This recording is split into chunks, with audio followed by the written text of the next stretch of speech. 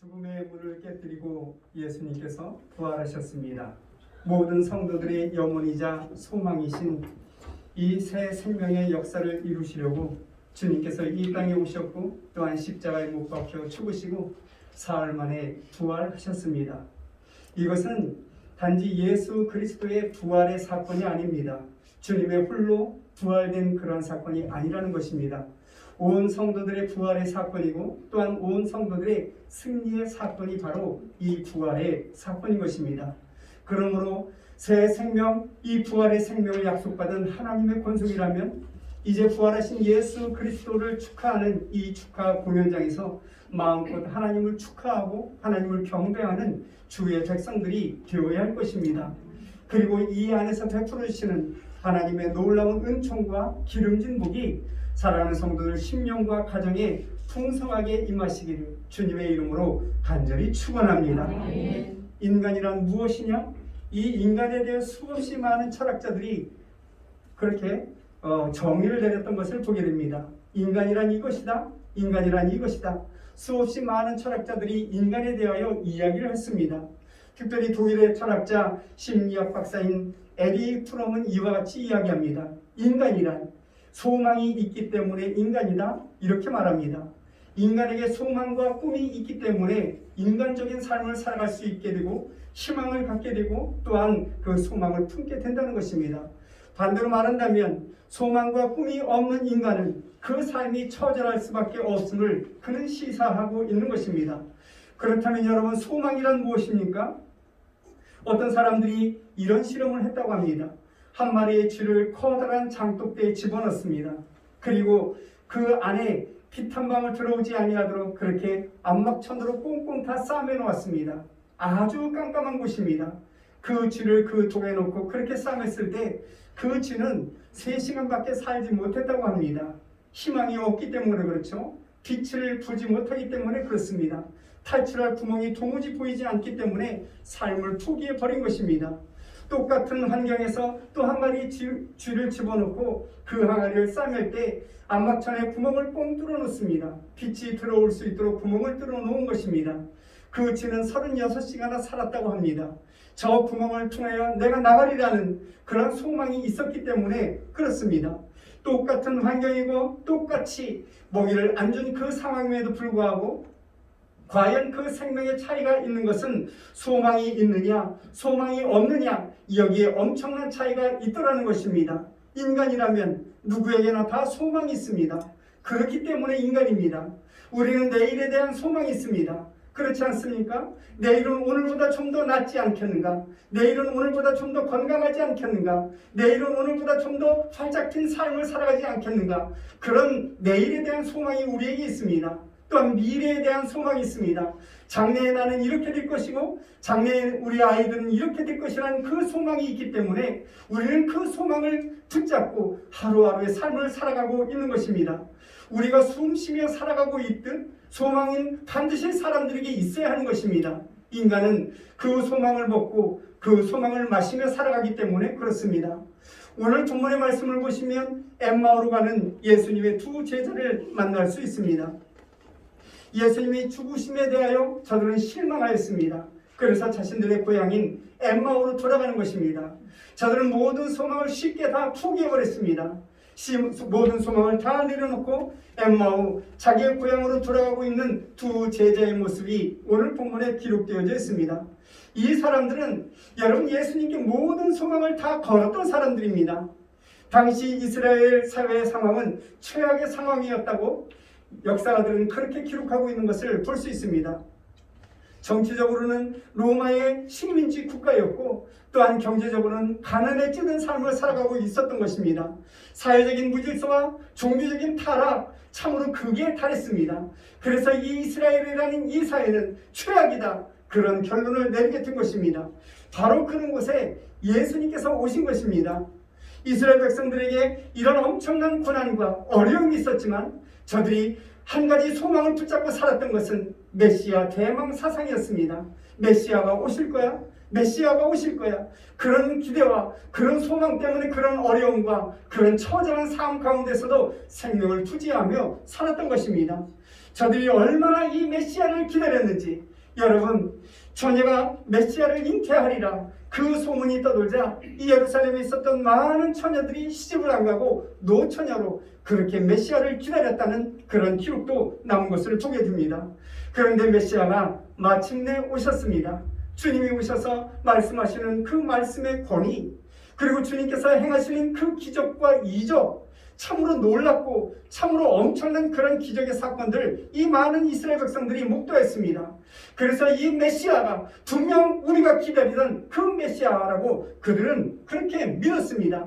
이 모습을 바라본 이스라엘 백성들이 예수님을 따랐던 것을 보게 되죠. 그리고 생업을 포기하면서까지 예수님을 많은 사람들이 따랐습니다. 누가복음 24장 21절 말씀을 보시면 우리는 이 사람이 이스라엘을 속량할 자라고 바란도라 이렇게 기록하고 있는 것을 보게 됩니다. 예수 그리스도, 이분이 바로 우리를 구속할 자이고 우리를 속량할 자라고 그렇게 확고하게 믿었다라는 것입니다. 그런데 여러분, 그렇게 소망했던 그 메시아가 십자가에 죽고 말았습니다. 그것도 처절하게 십자가의 굵은 못에 박혀 목숨을 잃었던 것을 보게 됩니다. 많은 사람들이 침을 뱉고 많은 사람들의 능력 가운데 죽었습니다. 뿐만 아니라 살이 찢어질 정도로 그 많은 채찍을 맞고 죽으셨습니다. 십자가에 못 박혀 죽으시는 그 처절한 모습, 그리고 손을 댈 수도 없는 그 날카로운 가시멸관을 뒤집어 쓴 채 십자가에 못 박혀 죽고 말았습니다. 뿐만 아니라 로마 병정들이 주님의 손과 발에 못 박는 이 모습들을 주님의 제자들이 바라보았습니다. 정말 절망적인 그 순간입니다.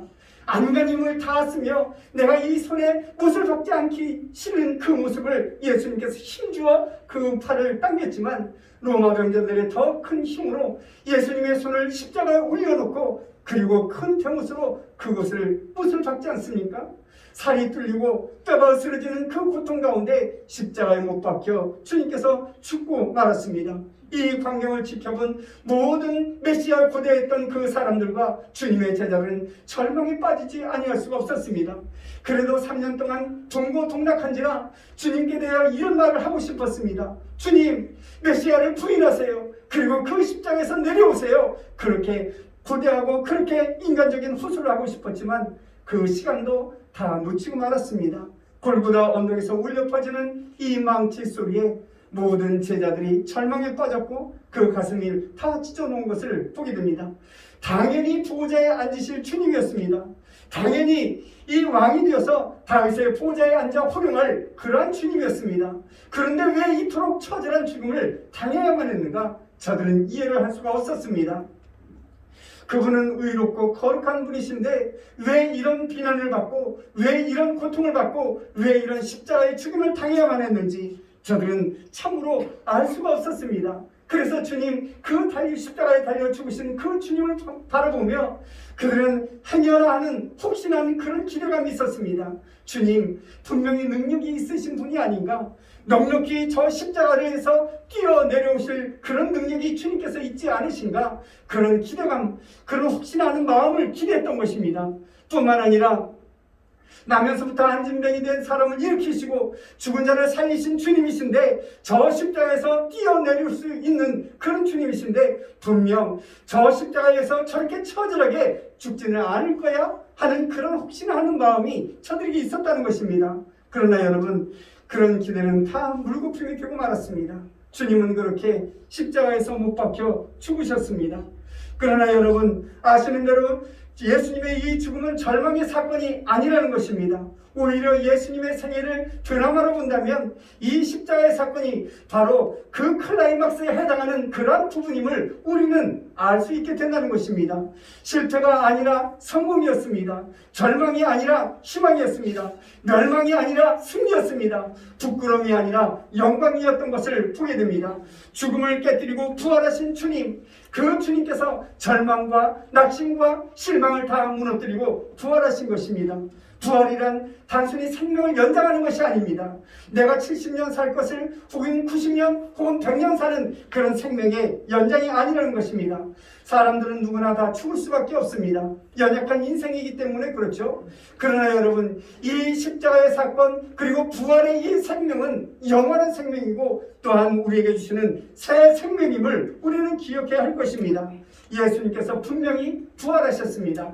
그리고 새 생명을 우리에게 허락해 주신 것입니다. 그러므로 여러분, 죽음 앞에서 슬퍼하고 죽음 앞에서 절망할 일이 아니라는 것입니다. 십자가 밑에서 예수님을 조롱하던 사람들도 있었습니다. 내가 정녕 하나님의 아들이냐?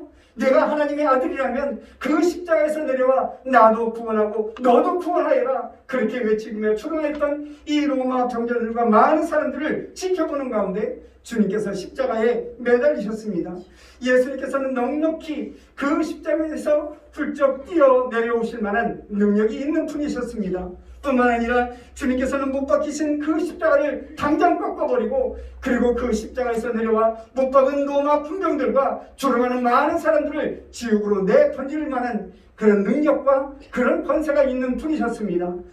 그럼에도 불구하고 주님께서는 십자가에 못 박혀 죽으셨습니다. 주님께서 죽지 않으시면 우리가 살 수 없기 때문에 그렇습니다. 주님께서 십자가를 부러뜨리고 그 십자가에서 내려와 십자가에 못 박은 사람들과 그리고 그 조롱하는 모든 사람들을 지옥에 내던졌더라면 여러분, 우리에게는 새 생명의 소망이 우리에게는 주어지지 않는 것입니다. 주님은 그렇게 십자가에서 숨을 거두셨습니다. 그리고 우리에게 새 생명의 소망을 주시고 새 생명을 허락해 주셨습니다. 그렇게 죽으셨던 주님께서 우리에게 또 말씀하십니다. 너희도 그렇게 죽으라 말씀하고 있습니다. 그러므로 우리도 죽어야 합니다. 내가 살아서는 아무것도 할 수 없는 것입니다. 내 속에 사람이 죽어야 합니다. 속사람이 죽어야만 예수 그리스도 부활하신 주님이 내 심령에 자정해 계시는 것입니다. 내가 교만하여 꿋꿋하게 살아서 내가 나를 주장한다면 내 심령 안에 주님, 부활하신 주님의 그 영광은 찾아볼 수 없게 될 것입니다. 예수님의 십자가의 은혜와 부활의 은혜가 나에게 있지 않게 된다는 것입니다. 그러므로 사랑하는 성도 여러분, 나를 온전히 죽이고 주님 앞에 순종하는 주의 백성들이 되시기를 주님의 이름으로 간절히 축원합니다. 그러므로 온전히 그 안에서 베풀어 주시는 하나님의 은혜와 새 생명의 은총을 풍성히 받아 누리시는 예인의 권속들이 되시기를 주님의 이름으로 간절히 축원합니다.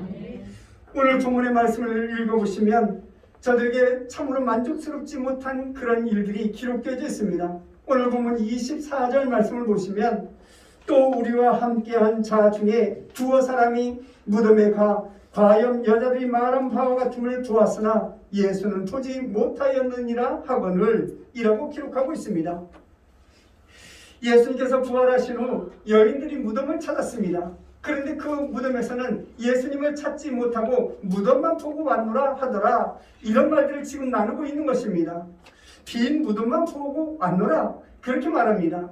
여러분, 그렇다면 참으로 적극적인 사람이라면 그 무덤을 다시 가서 주님이 정말 이곳에 계신지 안 계신지 확인해 보았어야 할 것입니다. 뿐만 아니라 주님을 만났던 사람들이 과연 누구인지 그 사람들을 찾아가 주님 부활하셨는지 확인해 보아야 할 그런 일들입니다. 그런데 더 어처구니 없는 일들이 오늘 본문에 기록되어져 있습니다. 오늘 본문에서 보시는 바와 같이 부활하신 예수님과 함께 그 길을 걸어가면서도 살아계신 주님을 보지 못한 엠마오로 가는 두 제자의 모습을 오늘 본문에서 볼 수 있다는 것입니다. 17절 말씀을 보시면 이 두 사람이 근심 중에 주고받는 이야기를 주님께서 들으십니다. 그리고 주님께서 묻지 않습니까? 너희가 길 가면서 서로 주고받고 하는 이야기가 무엇이냐? 이렇게 묻습니다. 그랬더니 여러분, 그 중에 한 사람이 이렇게 대답을 하죠. 18절 말씀을 보시면 그 한 사람인 글바라 하는 자가 대답하여 이르되 당신이 예루살렘에 체류하면서도 요즘 거기서 된 일을 혼자만 알지 못하느냐? 이렇게 기록하고 있는 것을 볼 수 있습니다. 이 말인즉슨 당신이 예루살렘에 사는 사람이 아니요 예루살렘에 살면서 이 사건들을 모른단 말이요, 예수님께서 죽으셨소, 예수님께서 십자가에서 죽으셨단 말이요, 이렇게 불만이 가득한 소리를 지금 하고 있는 것입니다. 그리고 오늘 본문 25절에서 27절 말씀을 보시면 이 사람들에게 주님이 하시는 말씀이 기록되어 있습니다. 이르시되 미련하고 선지자들이 말한 모든 것을 마음에 더디 믿는 자들이여 그리스도가 이런 고난을 받고 자기의 영광에 들어가야 할 것이 아니냐 하시고 이에 모세와 모든 선지자의 글로 시작하여 모든 성경에 쓴 바 자기에 관한 것을 자세히 설명하시니라 이렇게 말씀하고 있는 것을 볼 수 있습니다. 부활의 사건은 엄연히 생명적이고 소망적인 사건이었습니다. 문제는 저들 자신에게 있는 것을 보게 되죠. 영의 눈이 열려있지 않았다는 것입니다. 마음의 눈이 열려있지 않았다는 것입니다. 그래서 부활하신 예수 그리스도 내 옆에 있으면서도 그 주님을 알아보지 못했던 것을 볼 수 있습니다. 여러분, 본다고 해서 모든 것을 다 보는 것이 아닙니다. 명확하게 보아야 합니다. 초점을 맞추고 보아야 합니다. 영적으로 깨어 있어야 영의 세계를 볼 수 있는 것입니다. 엠마오로 가는 두 제자, 예수님을 알아보지 못했던 것을 보게 되죠. 마음의 문이 닫혀있고 영의 문이 닫혀있기 때문에 그렇습니다. 사랑하는 성도 여러분, 우리도 동일합니다. 부활하신 예수 그리스도가 지금 내 옆에서 역사하시는 이 모습을 내 영혼이 열려있지 않다면 결코 그 모습을 볼 수가 없는 것입니다. 오늘 내 곁에 서서 하나님께서 끊임없이 나에게 말씀하시는 이 말씀을 우리의 영의 귀가 열려있지 않다면 여러분 들을 수가 없는 것입니다. 영의 눈이 열려있는 하나님의 권속들이 되어야 하고 영의 귀가 열려있는 하나님의 사람들이 되어야 하는 것입니다. 찰스 알렌이라는 사람이 신의 정신의학이라는 책을 썼습니다. 신의 정신의학, 이 안에서 그는 세 가지의 눈, 세 가지의 시력에 대하여 말씀하고 있습니다. 먼저는 육체적인 시력입니다. 우리의 눈을 이야기하는 것입니다. 여러분, 우리가 눈을 뜨고 있기 때문에 이 세상을 볼 수 있는 것입니다. 아름다운 세상의 모습들을 우리가 보며 그 모습들을 상상하며 우리는 미래를 또한 꿈꾸며 미래를 그릴 수 있게 되는 것입니다. 그러므로 여러분, 우리의 눈이 늘 밝아야 합니다. 두 번째로는 정신적인 그러한 시력을 이야기하고 있습니다. 이성의 눈이 밝아야 합니다. 비판하고 판단하고 이것을 통합하고 추리할 수 있는 그런 눈이 우리에게 있어야 한다는 것입니다. 합리적으로 사물을 판단하고 이해할 수 있는 그런 총명함이 우리에게 있어야 합니다. 그래야 진리가 무엇인지 깨닫게 되는 것입니다. 그리고 세 번째로는 제3의 시력입니다. 바로 영적인 눈입니다. 하나님을 알아볼 수 있는 그 눈이 있어야 합니다. 하나님께서 역사하심에도 불구하고 그 역사하심을 우리가 바라보지 못한다면 여러분, 이것은 참으로 처절한 삶이 아닐 수 없는 것입니다. 하나님께서 나와 동행하시고 나와 함께 하시는 그 모습을 볼 수 있는 주의 백성들이 되어야 합니다. 이 모습들을 바라보지 못하기 때문에 우리는 그것을 의심하고 우리는 그것을 거짓이라 이렇게 치부해 버리는 것입니다. 분명 하나님께서 기적과 이적을 우리에게 행하시고 하나님께서 우리와 함께 동행하시고 우리에게 은혜를 베풀어 주시는 그 하나님을 우리는 볼 수 있어야 합니다. 내가 지금 이 자리에 꿇어앉아 하나님 앞에 기도하며 간구할 때 그 모든 기도의 응답을 위해서 역사하시는 그 하나님을 볼 수 있는 그런 눈이 열려 있어야 하는 것입니다. 이것을 볼 수 없을 때 거짓이다. 이것을 볼 수 없을 때 참으로 우리는 하나님 살아계심을 의심할 수밖에 없다는 것입니다. 내 눈이 보이지 않기 때문에 그렇습니다. 내 눈에 보인다면 그것을 찬양하고 그것을 경배하며 하나님을 의지하고 하나님께 내 생명까지라도 위탁하는 하나님의 백성들이 되게 될 것입니다. 그런데 여러분, 나와 동행하시는 그 하나님, 나와 함께 하시는 그 하나님, 내 눈물을 닦아주시는 그 하나님, 나를 위로하시는 그 하나님, 나를 축복하시는 그 하나님, 나에게 은혜 베풀어 주시는 그 하나님이 내 눈에 보이지 않기 때문에 이것은 소설이다, 그렇게 치부해버리는 사람들이 부지기수로 많다는 사실을 우리는 기억해야 할 것입니다. 미국의 우주비행사 올드린이라는 그런 대령이 있습니다. 그가 헝가리에 가서 이런 강연을 하죠. 내가 달날에 가서 첫 발을 내딛을 때 나는 나도 모르게 할렐루야를 외쳤습니다. 그곳에서 하나님의 역사를 보았기 때문에 그렇습니다. 그렇게 고백을 합니다. 그런데 여러분, 이 강연을 듣던 한 대학생이 손을 들어 그에게 질문합니다. 소련의 가가린은 우주여행을 몇 번이나 했어도 하나님을 보았다는 그 말을 하지 않고 있는데 어찌 올드린 대령은 하나님을 보았단 말이요? 그렇게 묻습니다. 그때 그분이 이렇게 이야기하죠. 눈이 있어야 합니다. 마음의 눈이 열려 있어야 하고 영의 눈이 열려 있어야 합니다. 마음의 눈이 열려 있어야 하고 영의 눈이 열려 있다면 하나님의 역사하심을 보게 될 것이라고 그는 대답했다고 합니다. 사랑하는 성도 여러분, 육체적인 시력도 좋습니다. 정신적인 시력도 좋습니다. 그러나 여러분, 영적인 시력이 열려있는, 영의 눈이 열려있는 하나님의 백성들이 되시기를 주님의 이름으로 간절히 축원합니다. 영의 눈이 열려 있어야만 하나님께서 역사하시는 것을 내가 목도하고, 영의 눈이 열려 있어야만 나와 동행하시는 그 하나님의 손길을 내가 붙잡을 수 있게 되는 것입니다. 그러므로 영의 눈이 열려 있어 하나님의 역사하시는 그 역사 가운데 살아가는 예인의 모든 성도들이 되시기를 주님의 이름으로 간절히 축원합니다. 누가복음 24장 말씀을 보시면 무엇을 연다, 이런 말씀이 3번이나 기록되어져 있는 것을 볼 수 있습니다. 31절 말씀을 보시면 그들의 눈이 밝아져 라고 말씀하고 있죠. 그들의 눈을 열었다는 것입니다.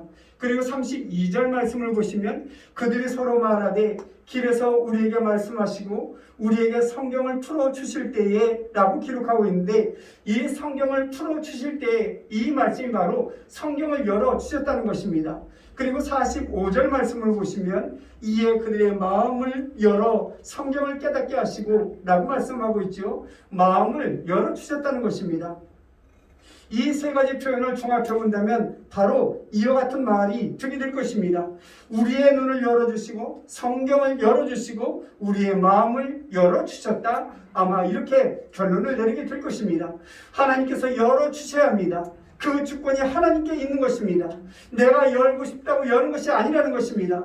성경을 열어주시고 그리고 읽는 사람들의 마음을 열어주실 때 부활하신 예수 그리스도, 그분을 만날 수 있게 된다는 것입니다. 엠마오로 가는 그들의 마음, 두려움과 의심과 그리고 세속적인 욕망과 편견과 더디 믿는 그 믿음이 저들에게 있었습니다. 그랬던 그들에게 주님께서 밝은 마음으로 열어주시고 그리고 성경을 열어주심으로 말미암아 살아계신 주님, 부활하신 주님, 그분을 비로소 뵙게 되었다는 것입니다. 오늘 본문 32절 말씀을 다시 보시면 그들이 서로 말하되 길에서 우리에게 말씀하시고 우리에게 성경을 풀어주실 때에 우리 속에서 마음이 뜨겁지 아니하더냐 라고 기록하고 있죠. 저들이 먼저 깨닫게 되었고 알게 되었고 그리고 마음이 뜨거워진 것이 아닙니다. 모든 상황을 파악한 다음에 마음이 뜨거워진 것이 아니라는 것입니다. 마음의 뜨거움이 먼저 있었고 그리고 깨달음이 있었던 것을 보게 됩니다. 체험이 먼저 있었습니다. 느낌이 먼저 있었던 것을 보게 되죠. 생명의 역사는 의식보다 훨씬 앞선다는 사실을 성경은 지금 말씀하고 있는 것입니다. 그러므로 여러분, 우리에게 뜨거움이 있어야 합니다.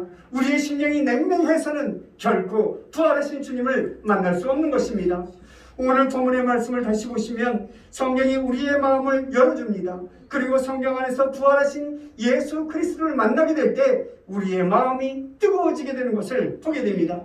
무턱대고 성경을 읽는다고 우리의 마음이 뜨거워지는 것이 아니라는 것입니다. 성경 안에서 부활하신 주님을 만나야 합니다. 부활하신 주님을 만남으로 우리의 심령에 그 성령의 역사하심으로 내 마음이 뜨거워지게 되고 주님을 만나는 큰 기쁨이 우리의 심령에 충만하게 된다는 사실을 오늘 본문에서 기록하고 있는 것입니다. 사랑하는 성도 여러분, 여러분들은 성경을 어떻게 읽고 있습니까? 매일매일 성경을 읽고 계십니까? 그 성경에서 말씀하시는 하나님의 말씀, 그 말씀 안에서 하나님을 만나는 주의 백성들이 되시기를 주님의 이름으로 간절히 축원합니다. 우리가 성경을 읽을 때 그 안에서, 말씀 안에서 하나님을 만나는 은혜가 있어야 합니다. 또한 우리가 성경을 읽을 때마다 내가 내 죄를 사하였노라, 내가 너를 위하여 이 땅에 왔고 너를 위하여 십자가에 죽었고 너를 위하여 부활하였다, 그리고 너를 위하여 참으로 이 모든 역사를 행하였다, 내가 너를 사랑한다, 이 말을 듣는 주의 백성들이 되어야 하는 것입니다. 그런 말씀이 들려올 때까지 성경을 읽는 하나님의 권속들이 되시기를 주님의 이름으로 간절히 축원합니다. 성경을 읽고 성경 안에서 예수 그리스도를 만날 때 우리는 그 심령이 뜨거워짐을 체험하게 되는 것입니다. 그 뜨거움이 있어야만 비로소 참 그리스도인이라 이렇게 말할 수 있게 되는 것입니다. 이 뜨거움이 우리의 새 생명을 덧입히게 되고 이 뜨거움으로 말미암아 성령의 역사는 모든 역사를 한눈으로 바라볼 수 있게 되고 또한 이 눈이 열림으로 말미암아 부활하신 예수 그리스도를 만나게 되는 것입니다. 그 귀한 뜨거움을 체험하는 순간 세상적인 종욕이 다 물러나게 되고 내 마음에 일어나는 그 욕망과 내 마음에 일어나는 욕심과 불순종하는 그 마음이 다 사그러지게 되는 것입니다. 온전히 부활하신 예수 그리스도를 바라보게 되는 것입니다. 또한 그 부활하신 주님을 만날 때 나는 과연 어떻게 살아가야 할 것인가, 내 인생을 다시 한번 생각하게 되고 주님께서 나에게 주신 사명을 어떻게 이루어 나갈 것인가, 그것을 고민하는 하나님의 사람들이 되게 되는 것입니다. 엠마오로 가던 두 제자를 보십시오. 저들이 뜨거움을 체험했습니다. 그리고 나서 저들은 다시 예루살렘으로 돌아가 하나님의 복음을 증거했던 것을 볼 수 있습니다. 여러분, 절망의 원인은 정치에 있는 것도 아니고 경제에 있는 것도 아닙니다. 절망의 원인은 우리의 눈이 닫혀져 있기 때문에 절망할 수밖에 없고 낙심할 수밖에 없는 것입니다. 우리의 영안이 열려 있다면 하나님의 역사하심을 보고 희망을 갖게 되고 하나님의 역사하심을 보고 소망을 갖게 될 것입니다. 하나님께서 나에게 축복을 주심을 바라보며 우리는 내일을 힘있게 살아가는 주의 백성들이 되게 될 것입니다. 그래서 여러분, 마음이 뜨거워진 사람이 다시 이 영혼을 열어서 이 세상을 바라볼 때 하나님의 역사하심을 바라볼 수 있게 되는 것입니다. 그러므로 사랑하는 성도 여러분, 심령이 뜨거운 마음을 수요하는 주의 백성들이 되시기를 주님의 이름으로 간절히 축원합니다. 엠마로 향하던 두 제자, 저들이 예수님을 다시 만나고 부활하신 예수 그리스도를 만나 다시 예루살렘에 돌아가 복음을 증거했던 것처럼 우리가 영안을 열려 있음으로 말미암아 부활하신 예수 그리스도, 그분을 만나고 그분의 살아계심과 그분의 십자가의 사건과 부활의 생명을 주님 오시는 날까지 증거하는 예언의 모든 권속들이 되시어 하루하루 삶 가운데 승리의 삶을 살아가고 승리 가운데 부어주시는 하나님의 놀라운 축복과 그 은혜가 사랑하는 성도들 신령과 가정에 충만히 임하시기를 주님의 이름으로 간절히 축원합니다. 기도하십니다.